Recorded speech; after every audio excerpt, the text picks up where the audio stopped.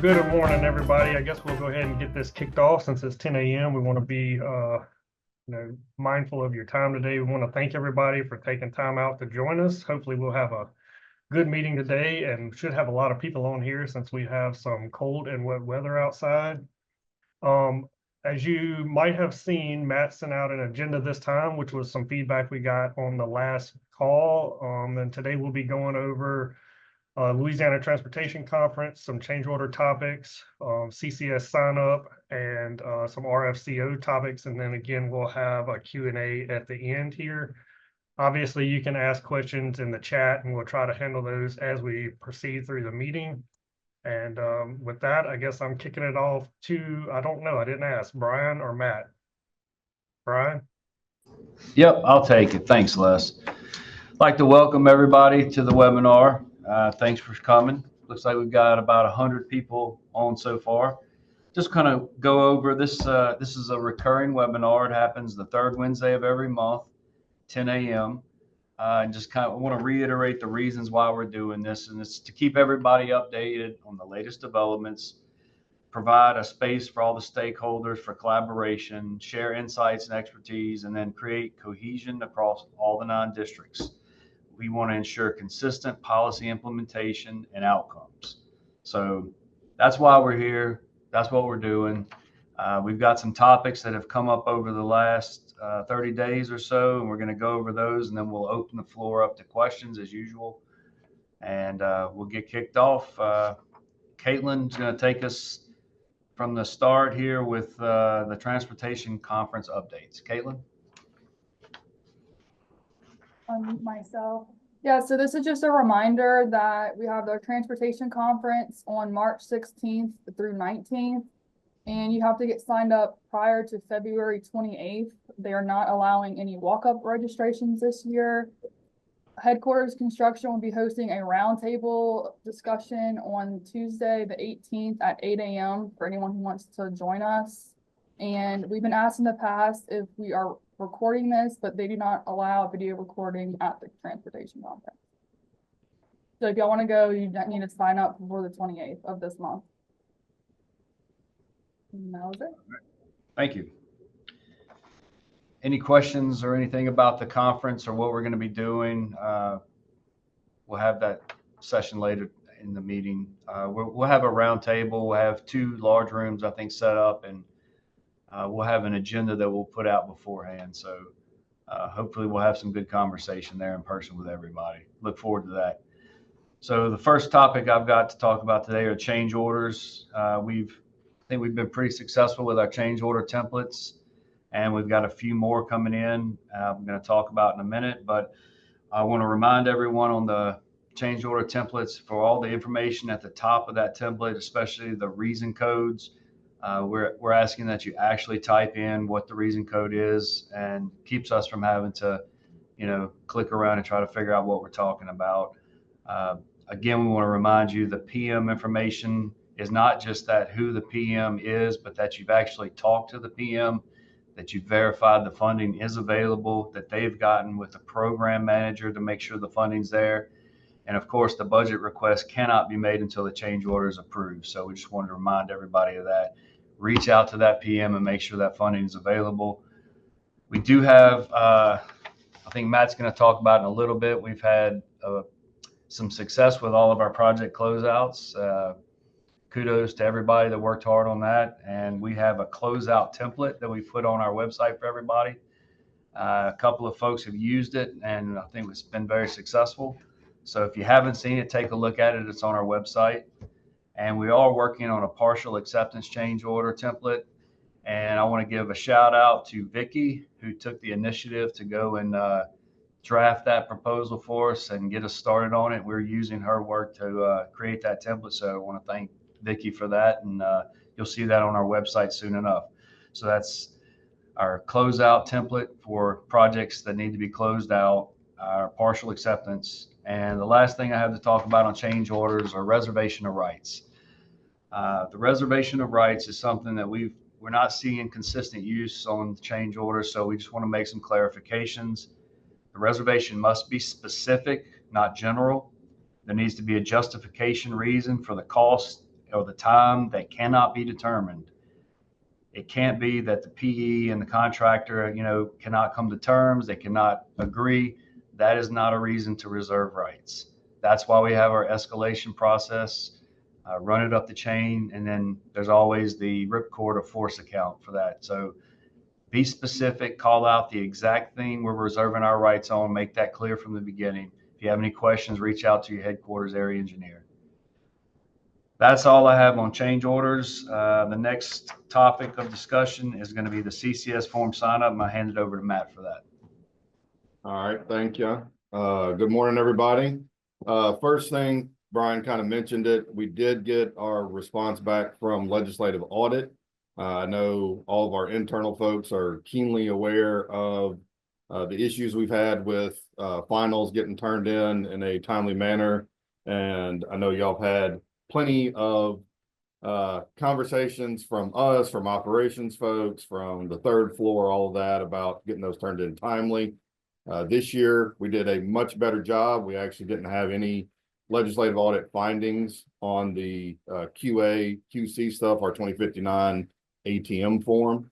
So it looked like, at least the projects they looked at, everything was, together, was turned in timely. We had all of our ducks in a row. So no legislative audit findings. So good job to all of you project engineers, consultant engineers, getting stuff turned in a timely fashion, and contractors as well for making sure we have all the paperwork and everything that we need in order to turn those things in. So it was, I know, a large effort that's taken, a few years to get taken care of.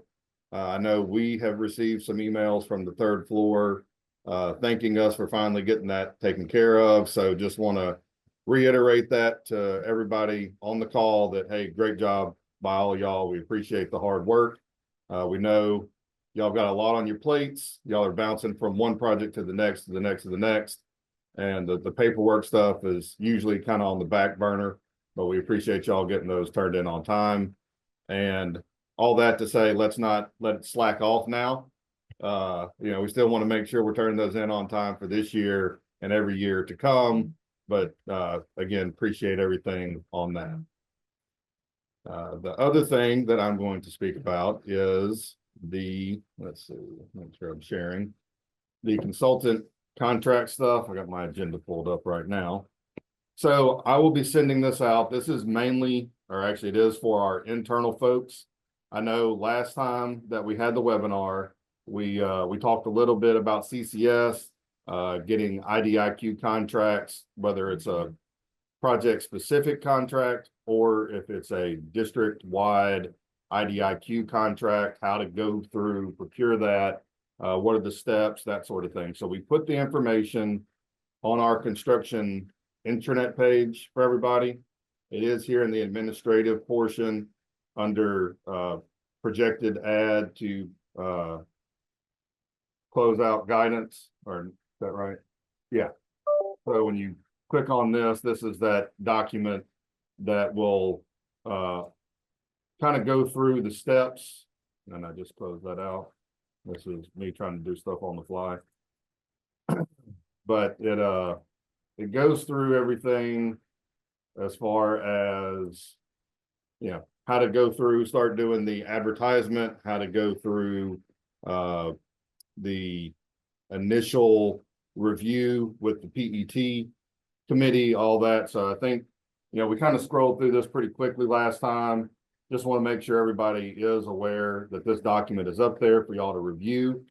But in combination with that, we've created a form, and I'm going to send this out to all our internal folks for y'all to sign up. This is for a training that CCS will provide. I'd spoken with Miss Paulette Torito.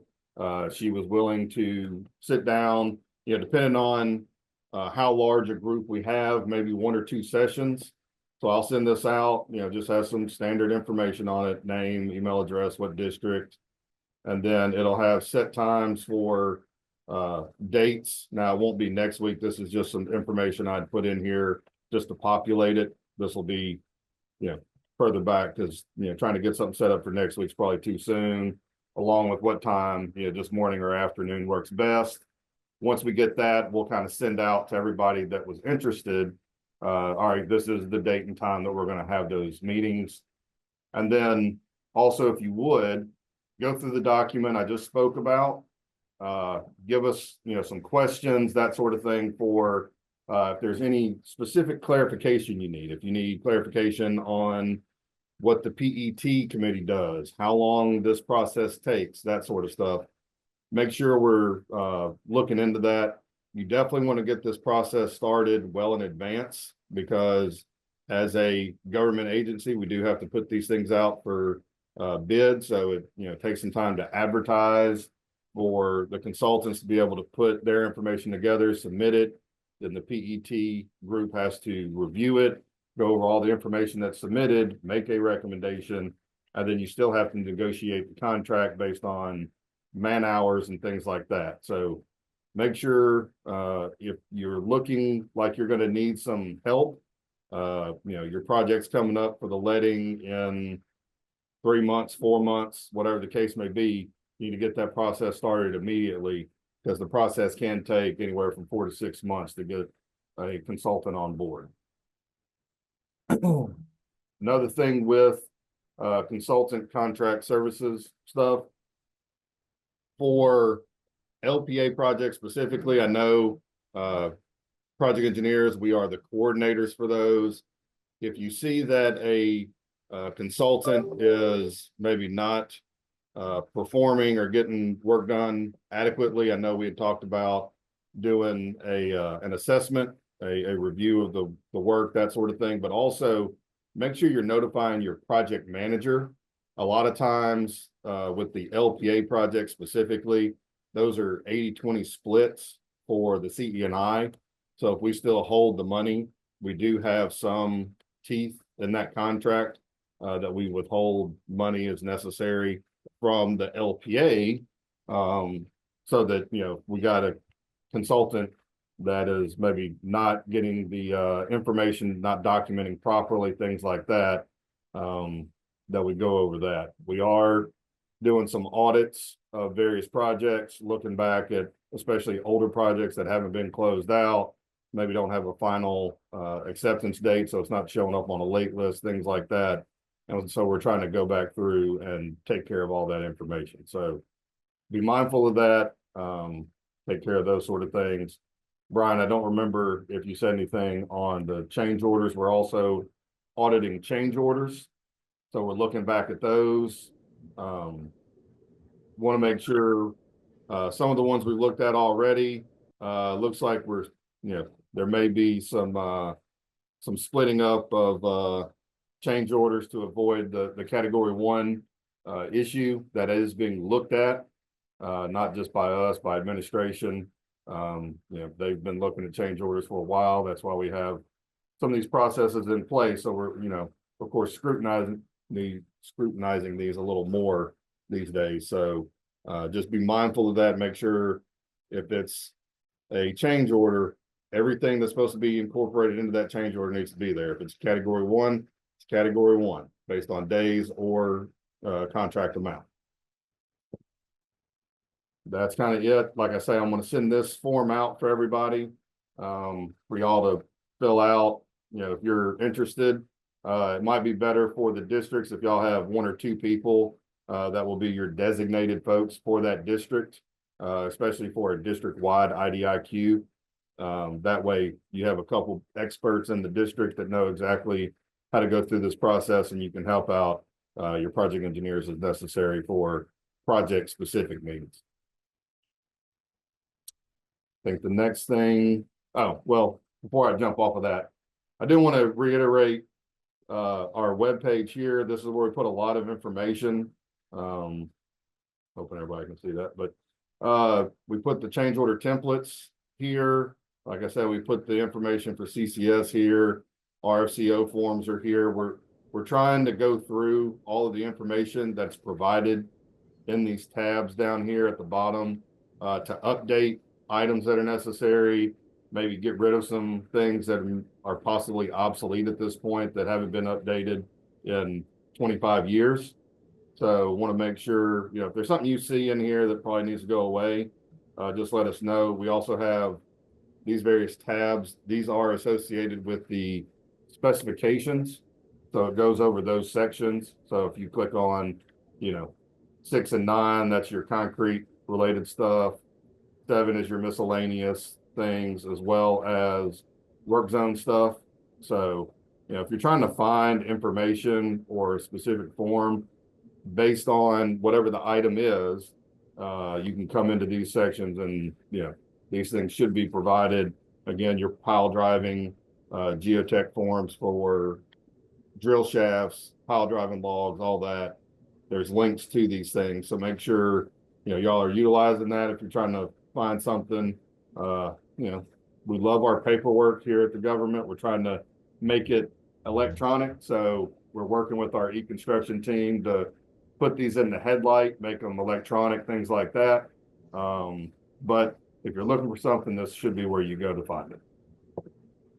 Yeah. Matt, can you zoom in on that a little bit and go back to the change order templates we were talking about earlier? All right. Yeah, I just wanted to point out those are the change order templates I was referring to earlier. For those of you that don't know where those are, and you can see the dates that they're updated. This is when they get uploaded to the page. So you can see this one we uploaded back in January. The others were June and July. So the next one you'll see is that partial acceptance template. We'll get that put on here as well. yep. We're taking requests for the next change order template.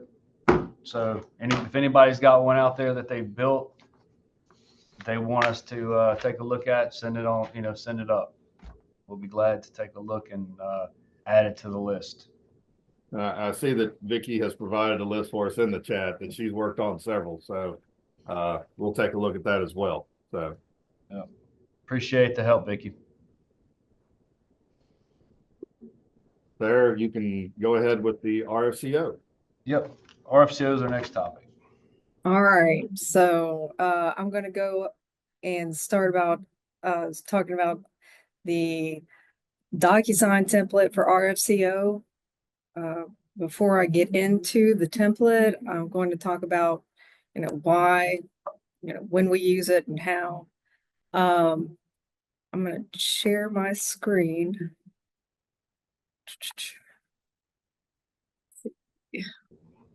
All right, we can see your Zoom screen. We can see my Zoom screen, right? That's not exactly the screen I want, but can you see what's on the screen now? You're on the intranet page. Okay, we're on the intranet page, or we're in Bluebeam that looks like an intranet page? Yes. Yep. Okay, all right, great.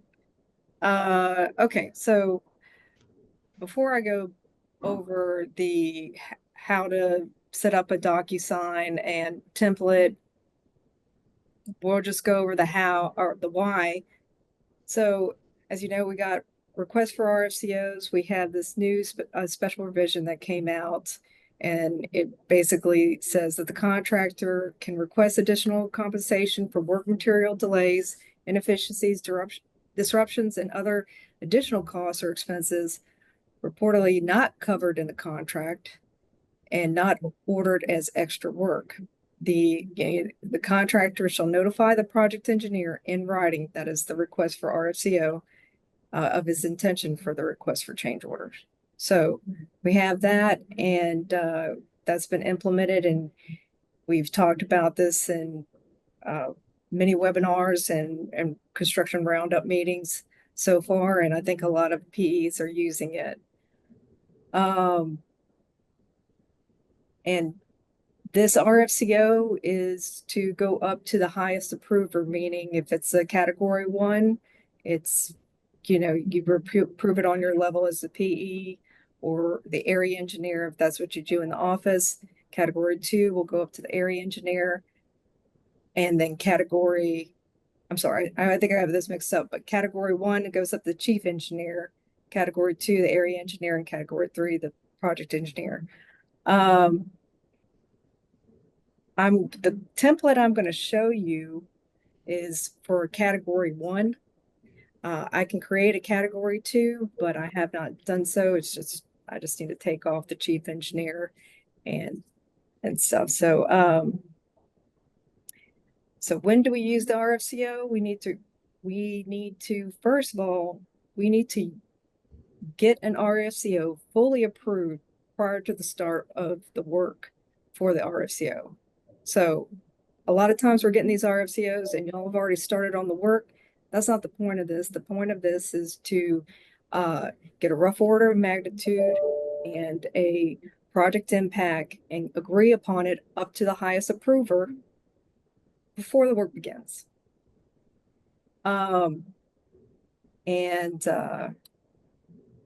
What we don't need an RFCO is things that are change orders for contractual stuff that's already in the contract, like OCP reimbursement, police, fuel and asphalt adjustments. Those things are already written into the contract. These are for things outside of the contract that we are alterations of the contract.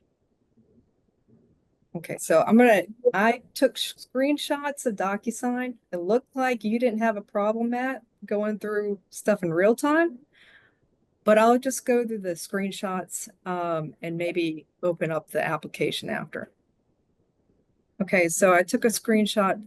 First of all, before y'all do anything, is that you have to become a user. Now, each office should have either their, you have an EI in your office, maybe that does change orders, or you have an office manager, or the PE does it. But anyway, one person in each office internally can create the envelopes. But before you do that, you need to kind of get with the people. So on the intranet page, under resource, there's this DocuSign e-signature. You click on that, and you can send an email to Clyde or Forrester. I recommend sending it to both those guys and saying, hey, I need a user ID for DocuSign, and they should be able to do that fairly quickly. I just put here that once you get your user ID, you can hit on to the DocuSign website. There's a link right here. All right, so when you open up, it'll say, click here, and you'll click for the login on the side. I don't know if y'all can see it because I have this thing open. But yes, the highlighted login. And it'll bring you to a page where you enter in your work email. You hit next, and then there's a company login. There is no individual login, there's just company login. So you just click it. And it'll bring you to this is anybody who has a user account will have this page, meaning they'll be able to see where any actions required, meaning anything that they have to sign, anything that they have signed that's waiting on others, and anything that's completed.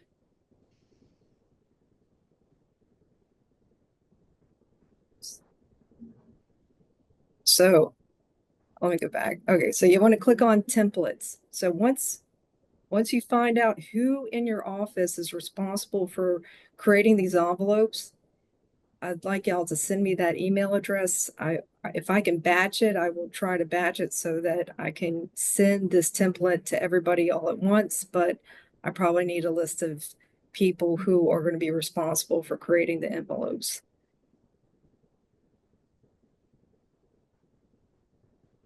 So under the templates, I just clicked this because it had show more. So I had to click this in order to get to the shared folder. Hey, Sarah. So yes. Hey, is DocuSign required these RFCOs, or is this in case we need to use it?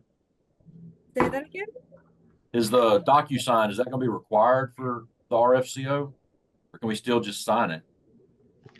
I mean, I think going forward, we want the DocuSigns, the RFCOs to be in DocuSign. Now, if it's on the district level and y'all are very close to one another and you don't want to create an electronic signature, within your own office, that's something y'all can do. it makes it easier for the category 1 change orders that have to come to headquarters and then to the chief, to not have a PDF or a signed piece of paper that you have to walk around. Once you get set up in DocuSign, it's really quick, it's easy to use, and the process is automated and it's easily tracked. So it moves much more quickly. The next person gets an email. Once they sign it, the next person gets an email, they sign it, then it's approved. It just moves much more smoothly and efficiently. We're It not also, saying, yeah, go ahead. so it doesn't get lost either, and I'll show you like how it tracks it. This is really for stuff that's coming up to headquarters. For sure, we want it in the in DocuSign because we don't want anything to sit. These RFCOs should be expedited fairly quickly. So, okay, so helpful for the folks outside of the department. So the consultants and the contractors who don't actually have access to DocuSign because they don't have the logins with DOTD, we can set this up and you can, and Sarah will go over this in a minute, but you can send it to the contractor. Contractor can fill out the upper portion with the money, time, that sort of thing. Then it can go to your consultant. If you have a CE&I contract, they can fill out the PE part, and then it comes back to your area engineer, headquarters, Brian, Chad, that sort of thing. So it makes it more efficient, where it just rolls through and the contractor is not having to, fill out one portion, then you got to go in, it makes it just a little easier, I think. yeah, and I'll walk y'all through it in real time in just a second. I'll just I mean, trust me, I've used this for a long time, and when you have multiple signatures and you have to track multiple things, DocuSign is definitely a way to make sure that nothing falls through the cracks. So I've created under the shared folder a construction templates folder, and this is the RFCO form. Now when you open up the RFCO form, it's a template, so it's already set. This is the contractor, is number 1, number 2, it like signs in order, meaning once I send this, it's going to go to the contractor first, but whoever sets this up will have to put in contractor's name and email. If it's a CE&I, they'll put the CE&I's name and email. If it's a project engineer, same thing. You don't have to have an account to be put in any of these slots. It basically comes to you and you have to fill out either the fields or sign or wherever those fields are dedicated to. So we have the contractor, the project engineer fills out the description portion and puts their initials. At the end, district area engineer will then review the project engineer's recommendation, sign. Then it comes up to the headquarters construction engineer. And I already have the chief engineer the chief construction engineer and the chief engineer filled out. I'm going to come back up here for a second. So whoever's creating this envelope and putting all these things in, if they have backup documents, I've set it so that you can hit this advanced button and it will bring you to basically at the beginning, it'll bring you to an area where you can drop your additional documents and have it part of the overall, package that you send out. So they'll be able to see this form and any additional documents. So anyway, I just kind of took screenshots of it all the way down, guys. And then at the very bottom, they have you can change this title if you want to say it specifically to the name of the change order that you're requesting and put any information in here that you feel is pertinent for somebody who's getting the email to know. Then you want to hit, and then that's it. Then you hit send. and then it automatically goes to the first person in the signing order. It's just like a routing slip you would have that you would hand deliver around.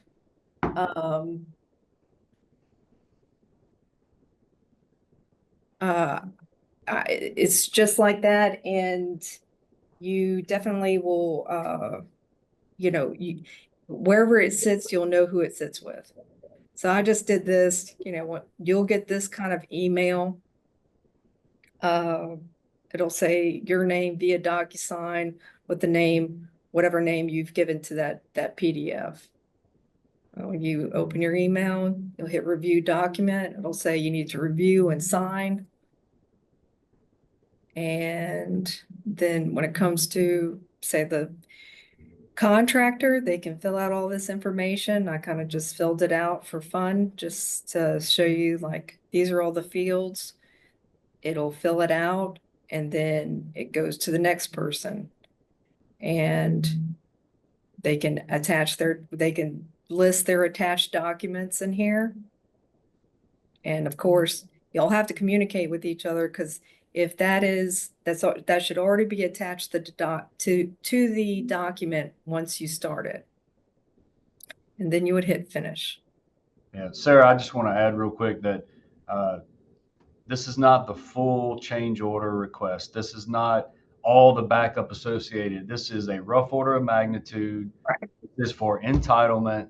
This is for the concept of the change order. We are estimating dollars. We are estimating time and proposed impact to the schedule.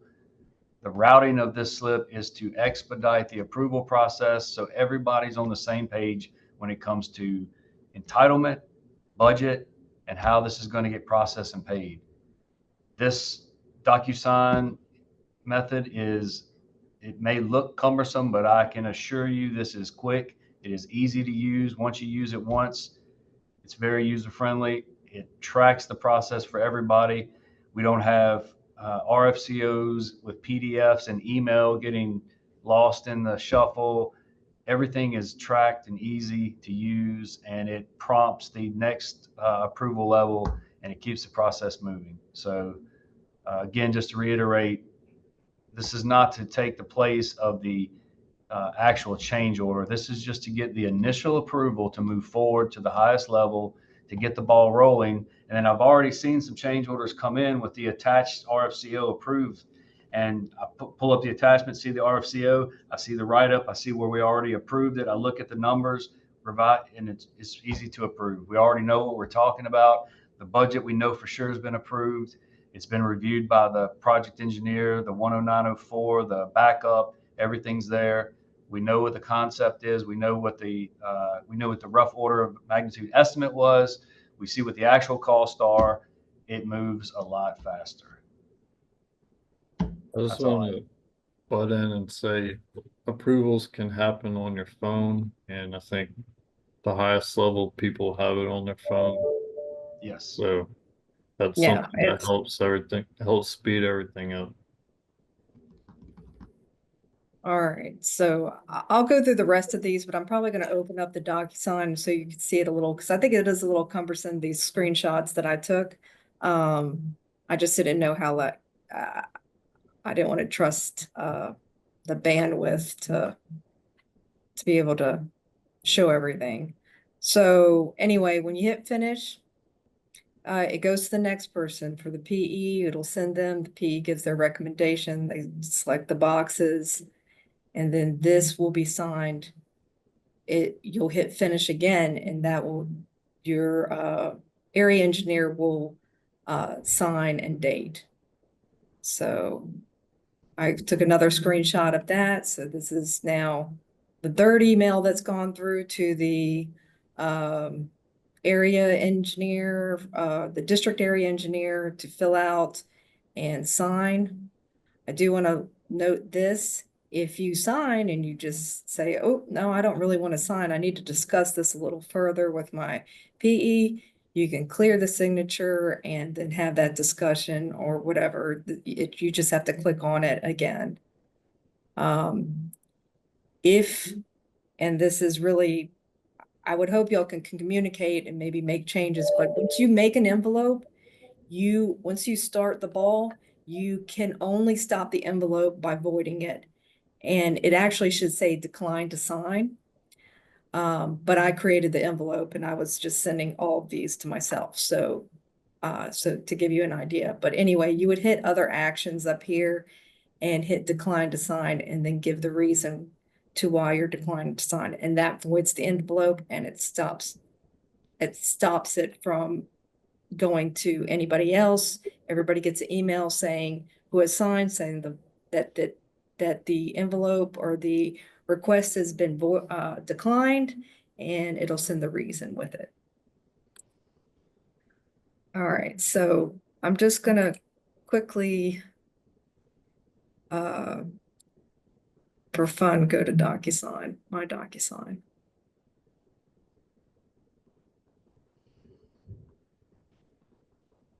Just so you can see it in real time, because like I said, it was cumbersome to go through all those screenshots, but so this is the one I started, right? I have one action required, one's waiting on others, and whatever. So I'm going to click on this. And this says, hey, it wants you to sign this. So you click sign. And now we're at the point which I stopped all my screenshots. And I'll hit, I'll just click sign. I'll read the PE's recommendations. And if I agree, I'll hit sign and finish. And then immediately after I hit finish, it'll say something like, your agreement was complete. And then the next person will get an email. And so now it comes back to me, but that's because I sent them all to myself. In reality, it'll go to the next person and say, let's look, this is a specification that I signed. So this person signed, this person signed. Now the next person to sign is Matthew Jones. He needs to sign. So you can actually track and see, oh, who is this waiting on? Why haven't I got? And then and not just that you can call them and ask them, hey, it's still sitting at you, but DocuSign will also send an email out at a frequency of, I think, every 2 days. And I can change that frequency as needed, but I think it has to be done in the template. But basically, the first time it gets sent out, it waits about 5 days. If no one's signing, it sends you an email, and then every email after that comes every 2 days, and it just won't stop until you sign it. So you are getting constant reminders that this is on your plate. Plus, whoever is creating the envelopes in your office will have this list and actually be able to see who needs to sign next. But that's only anybody who has an account. Okay, so that's it. But anybody can find that person in your office can find that information out. This gives us transparency into the process. It gives us the ability to track it, make it more efficient, move it forward. Yeah. So anyway, I think that that's really all I have. That I may have missed something, but if you have any questions, you can let us know. Also, those people that do the accounts, they have a lot of knowledge on how to set up DocuSign, and they can run you through it and all that as well. But Could you pull up the template real quick? I wanted to clarify something with everybody.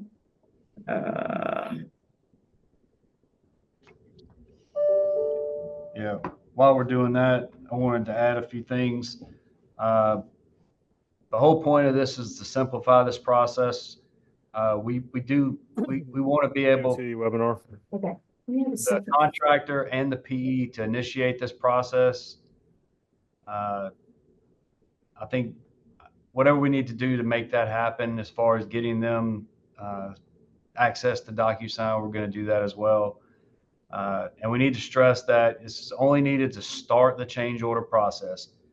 only needs full approval if a change order can't be fully approved prior to the work starting. So again, this is to get the concept approved, to move the ball forward.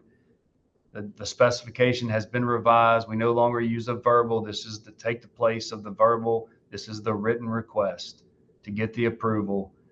But if the change order can be done and approved in a timely manner, this is just a formality. So any questions on that or anything specific, just let me know. Sarah, can you click on like the actual template and open it up on the right? This is the actual template that I just opened up. Okay, well, so we had a couple questions before she shared this template, but in the, like to the right in the blue box where the PE types it in, the PE is only initialing or writing their name in the large text box. So you're not signing at the bottom where it says by. So the area engineer will sign by. We've had a couple where they skip into headquarters and then we don't have a place to sign. So the PE is not signing where it's hard to see, but where it says by. Okay, so I can kind of show this a little bit better. Well, I guess it doesn't show it to me the way I would like it. I have to open it up a different way. But let's see.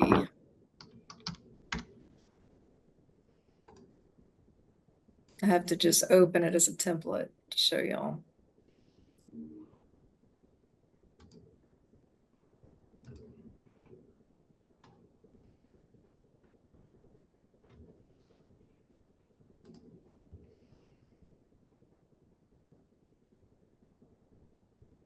So this There we is, yeah, so this is how we set it up, right? The contractor has all these fields, and like I've heard the project engineer can, you know, fill out this information. You just have to make sure that you kind of, that's communicated and y'all are in agreement before you know, put it, before you start before you send the envelope, because once you send the envelope, you have to void it if you have to start over. But down here, this slot is the project engineer will fill out this, and the area engineer reviews what the project engineer fills out, or the CNI, and will then review and sign, and this full name and date automatically fill in. Yeah, that was all. We hadn't sent y'all this template yet, so there was just a little confusion. Okay, so I mean, until you get your login to DocuSign, I can't share this template. So you have to decide who in your office will be responsible for creating these envelopes, and then get them an account with DocuSign. So there is a question about, are we limited to the number of people in the office? And I know in the past we've been told, I guess Sarah probably can speak to it better, but we have limited accounts maybe. We may, that would be a question for Brewer Forrester and Clyde. I don't know exactly to what extent we have limited accounts. I do know this much, is that it does cost money to make an envelope. So you do want to make sure that you have everything that you need before you don't want to go and void it unless that's necessary. I believe, you know, you can have 1 or 2 people, maybe 3 people, so you can have some backups to have an envelope. I think a lot of people do have. I mean, if I go to a list of how many people I could share this with, there's quite a few. But I can find that information out. Also, you can contact them and probably get the information a lot faster. You know, as to how many people are allowed in your office to get a user account.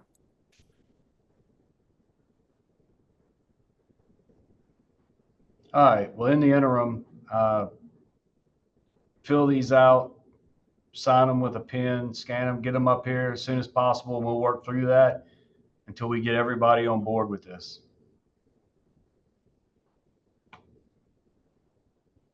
All right, So that's all of our topics we were going to discuss today. Now we're going to open it up for questions. I'm sure we have a lot of questions. Change orders for overruns flagged on audits during monthly estimates, if so.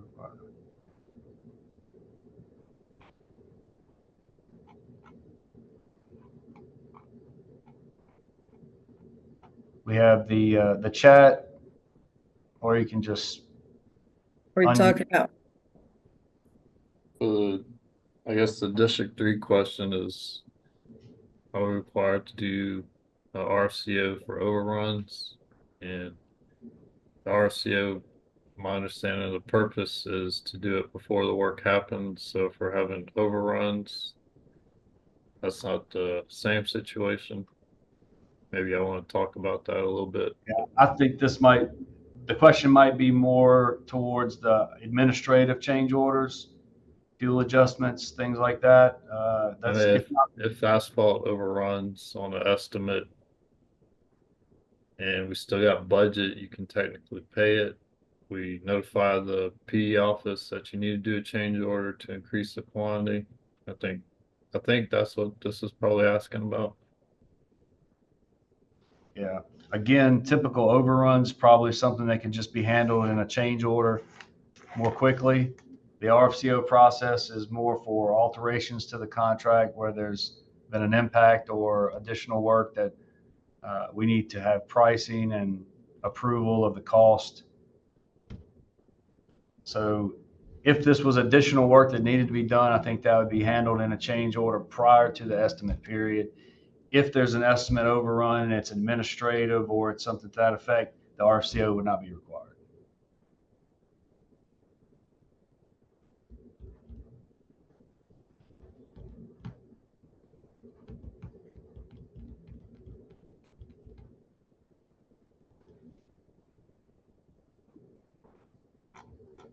All right, so I just added to the chat.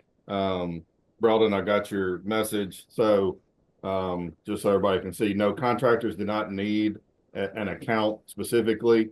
So that's kind of what Sarah was talking about at the beginning. We just need the name and the correct email address. So whomever is setting up the envelope initially, the DocuSign envelope, they will put in that information for the contractor.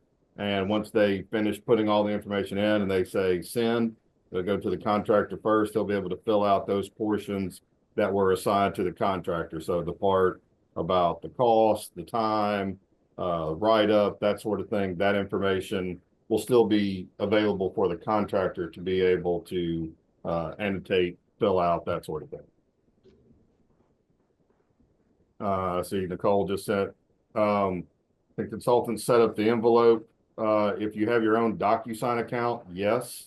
But I think the way we were looking at utilizing this, at least currently, was for internal. So possibly the office manager in the PE office, since we would be the coordinators on that, to send that template out to y'all with it already kind of pre-filled out with all of the information for the contractor, project engineer, that sort of thing, so that you know, it gets sent to y'all individually. If you do have a DocuSign account just through your own company, I don't know if we can share the template across company profiles, but that might be something that's available as long as we know your email address, that it might be able to be sent. Yeah, I believe we could probably send the template if that's the case, but I'd have to figure out how to do that. I think Sarah talked about it, but when you're creating your DocuSign, you get a list that is kind of auto-populated based on phone book, I think, and not everybody's in there. And first time I did it, I kind of freaked out. I was like, all right, I guess I can't send it to them, but you just type in their email address and name. If it doesn't auto-populate, and it'll send to that person. They don't have to be in the system.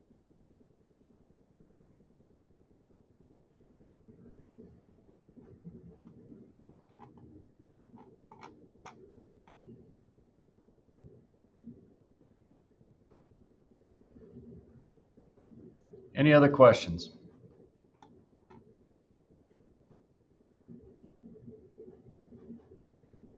Someone asked if we're gonna be setting up category 2 and 3 formats soon. Sarah has not done that yet, but she is working on them, or will be working on them.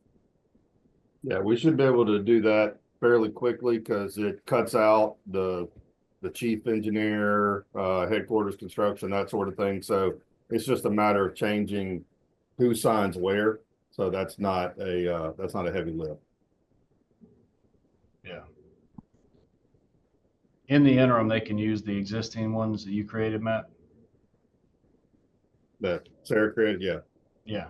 You could, I think you can modify the template from what was already established, or you can, create your own. But yes, we can. I mean, we can by the end of the week. I would think we could create a template for category 2 and category 3. Well, I think he was saying, can they just utilize the PDF template that we have on hand? Yeah, I think that's what they will do until we get accounts ready. I'll create the templates for the other categories, and as soon as people get me who their contacts are or their account holders, then we'll send out all the templates. Yeah. The existing PDFs, what I was referring to. Those would be used in the interim.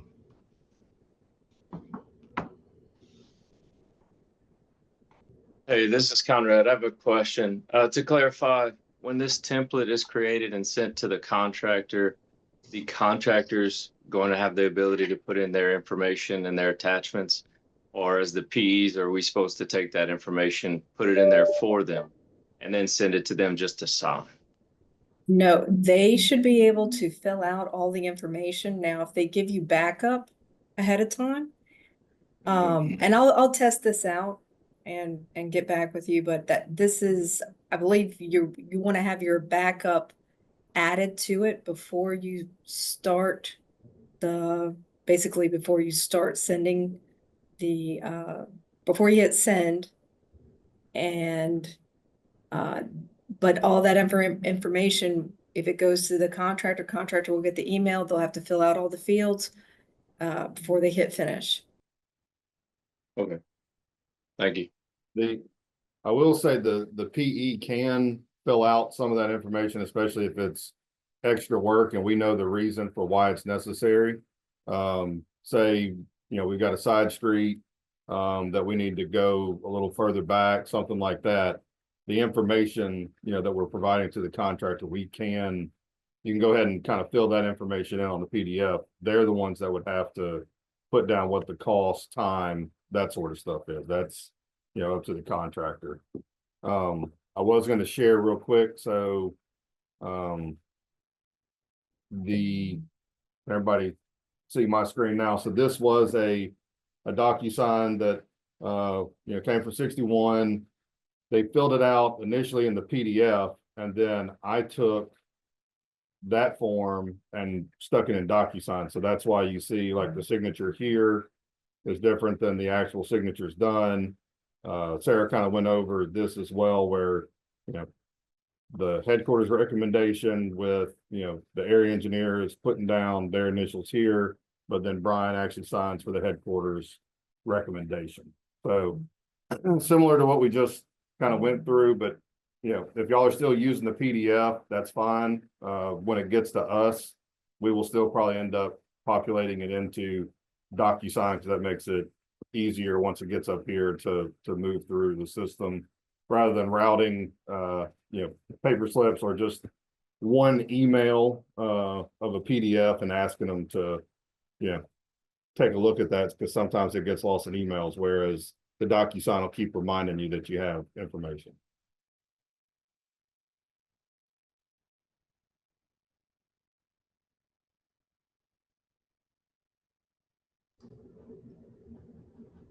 Yeah, as far as implementation of the DocuSign, we continue using the PDFs and the process that we started until everyone gets access to DocuSign. We're going to move quickly with that, and then we'll just convert to that process. In the interim, we don't want anything being held up, though, because someone doesn't have an account or can't get an account. write it in the document, in the PDF, initial, sign it, scan it, email it, get it up here, and we'll get it approved. So I just want to go over, if anybody is having problems getting an account, please let me know. And then, I can contact these people and see if there's any problems with getting the DocuSign accounts to so many people out in districts. I don't believe that will be the case. Just let me know. And then Barry just asked if, we'll send instructions. I can send a how-to. I can walk people through it. I'll probably try to put together a more or record a pretty much in-depth how-to to fill out. But I assure you, once y'all do this like a couple of times, it's very efficient and nothing gets lost. So that is really why we're trying to implement it through DocuSign. It really makes sure that number one, you know where the envelope is, how long it's been out, and you can track it and make sure that it gets signed. We're trying to make the process smoother, not harder, by adding paperwork. We're actually trying to make sure that when y'all send us change orders and change orders are getting to us, that we understand what the information is, how we came to the cost, so that we can expedite these change orders. And when you have your completed RFCO, attach it to the change order before you put it in pending.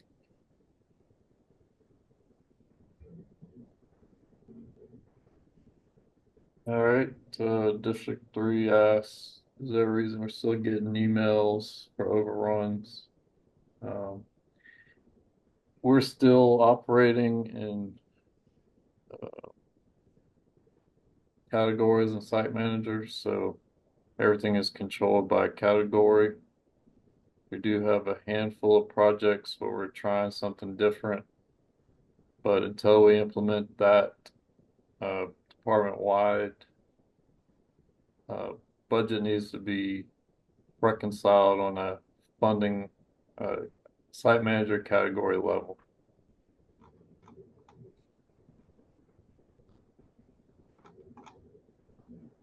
And I don't believe we're holding up estimates for overruns unless the funding is exceeded.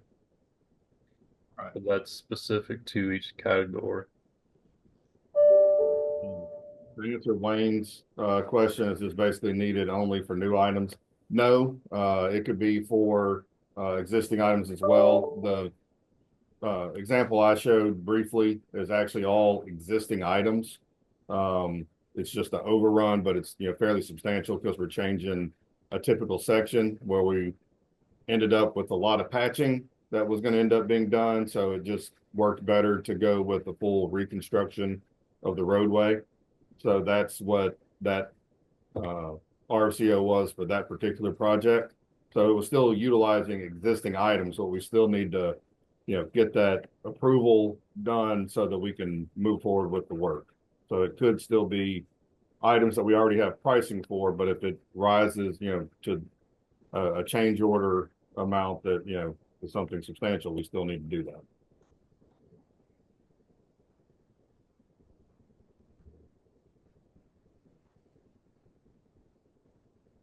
And we got a minute left, so.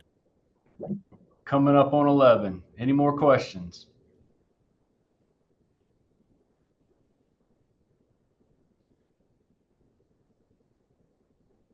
All right. If y'all have questions, outside of here, feel free to shoot us an email. Hey, Matt, what's going on with the reorg?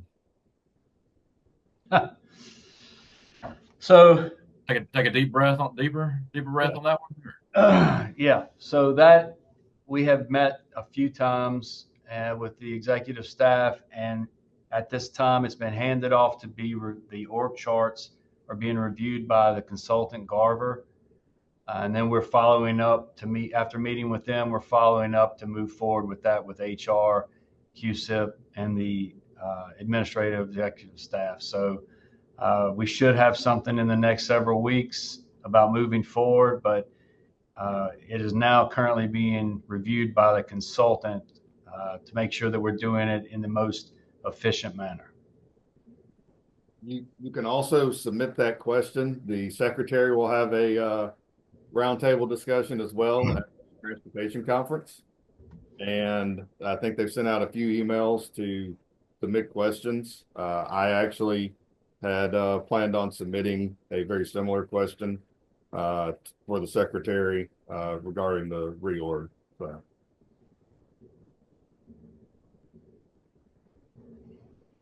As soon as we have information, we'll let you guys know.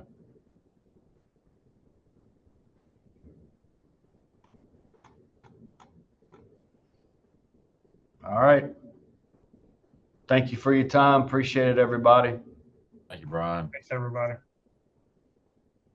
Thank you all.